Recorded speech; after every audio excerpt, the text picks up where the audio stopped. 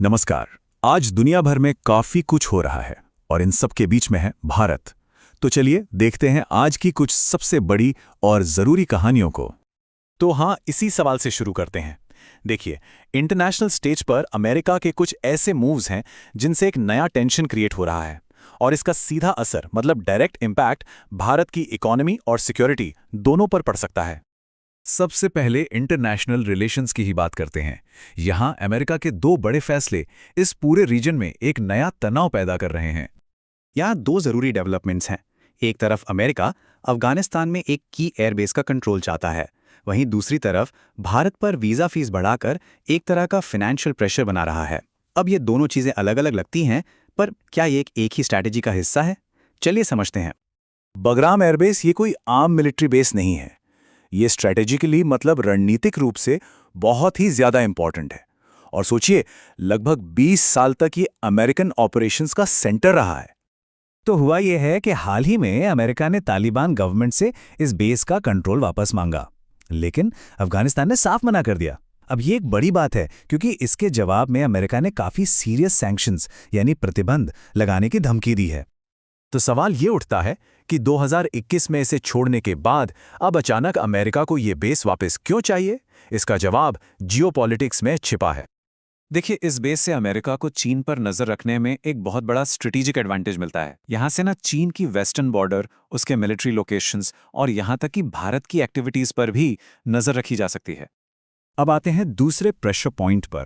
America ने Indian professionals के लिए H-1B वीजा एप्लीकेशन फी को बढ़ाकर सीधा $1 लाख कर दिया है। मतलब ये बहुत ही ज्यादा बड़ी रकम है। तो ऑफिशियली तो कहा जा रहा है कि ये अमेरिकन जॉब्स को प्रोटेक्ट करने के लिए है, लेकिन पॉलिटिकल एनालिस्ट का मानना है कि इसके पीछे असली वजह कुछ और है। ये बेसिकली भारत पर रशिया यूक्रेन वॉर को लेकर प्रेशर डालने की एक स्ट्रैटेजी है, ताकि भारत रशिया पर अपना स्टैंड बदले। तो एक तरफ जहां इंसान ये जियोपॉलिटिकल चेस खेल रहे हैं, वहीं दूसरी तरफ नेचर अपनी ताकत दिखा रहा है। एशियन रीजन से दो बड़ी तस्वीरें सामने आई हैं। एक है नेचुरल डिजास्टर की और दूसरी इंसान के स्ट्रॉन्ग विल की। वेस्टर्न पैसिफिक ओशन में इस साल का सबसे पावरफुल तूफान आया है। नाम है इसका टाइफून रगासा।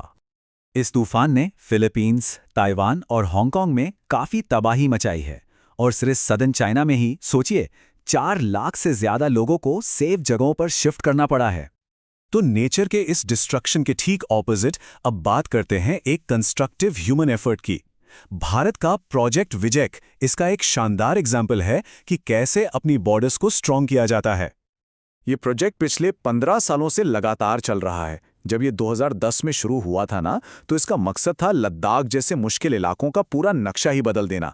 और इन सालों में 1400 किलोमीटर से ज्यादा सड़कें और 80 से ज्यादा पुल बनाकर इसने ठीक वैसा ही किया है।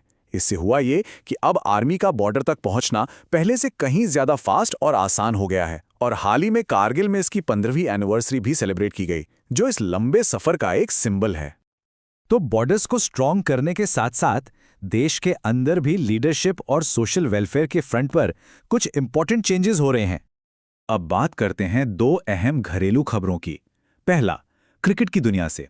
यहां एक बड़ा बदलाव होने जा रहा है, जहां फॉर्मर क्रिकेटर मिथुन मनहास BCCI यानी कि board of control for cricket in India के 37वें प्रेसिडेंट बनने वाले हैं। और दूसरा, सोशल फ्रंट पर तेलंगाना गवर्नमेंट ने माइनॉरिटी कम्युनिटीज के लिए दो नई बहुत जरूरी स्कीम्स लॉन्च की हैं। जरा इन स्कीम्स पर नजर डालते हैं। पहली है इंदिरम्मा अल्पसंख्यक महिला योजना। इसके तहत जरूरतमंद महिलाओं को अपना काम शुरू करने के लिए 25,000 रुपए की हेल्प मिलेगी। और जो दूसरी स्कीम है रेवंत अन्ना का सहारा, ये फकीर और डूडेकुला जैसी स्पेसिफिक कम्युनिटीज के लिए है। इसमें 1 लाख रुपए और एक मोपेड दी जाएगी। तो साफ है कि इन दोनों स्कीम्स का मकसद ग्रासरूट्स लेवल पर फाइनेंशियल एम्पावरमेंट को बढ़ावा देना है। और अब चलिए बात करते हैं उन शानदार अचीवमेंट्स की जिन्होंने सिनेमा और स्पोर्ट्स में भारत का नाम रोशन किया है। क्रिकेट से एक जबरदस्त खबर। Indian women cricketer Smriti Mandhana ने तो इतिहास ही रच दिया है। उन्होंने सिर्फ 50 बॉल्स में सेंचुरी बनाकर विराट कोहली के 52 बॉल्स के रिकॉर्ड को भी तोड़ दिया है।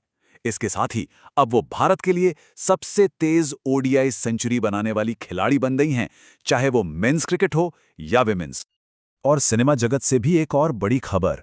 मलयालम सिनेमा के लेजेंड सुपरस्टार मोहनलाल को इंडियन सिनेमा के सबसे बड़े सम्मान दादा साहब फाल्के अवार्ड से सम्मानित किया गया है। ये अवार्ड उनकी शानदार करियर में एक और मील का पत्थर है। इससे पहले उन्हें पद्मश्री और पद्म भूषण जैसे बड़े नेशनल अवार्ड्स भी मिल चुके हैं। एक पूरी लेगेसी है। तो आज रिकॉर्ड्स टूटे और लेजेंड्स को सम्मानित किया गया, और ये सब हमें सवाल के साथ छोड़ जाता है कि भारत का अगला माइलस्टोन क्या होगा। इसी सोच के साथ आज का ये विश्लेषण यहीं खत्म करते हैं।